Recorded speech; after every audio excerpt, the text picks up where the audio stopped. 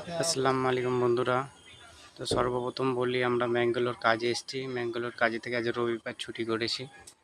দেখো আমরা মাছের বাজারে এসেছি। কি বড় কাঁকড়া! আমার জীবনের প্রথম এত বড়। তা ক্যামেরায় ছোট লাগছে, দেখতে পাচ্ছ? এক বিদ্ধে মানে একটা পুরো ট্যাঙ্ক। এর থেকে বড় কাঁকড়া দেখেছো কোনোদিন? আমার জীবনে তো প্রথম। এত বড় কাঁকড়া আমি এর আগে কোনোদিন দেখিনি। তার পাশে দেখো অনেক কাঁকড়া আছে।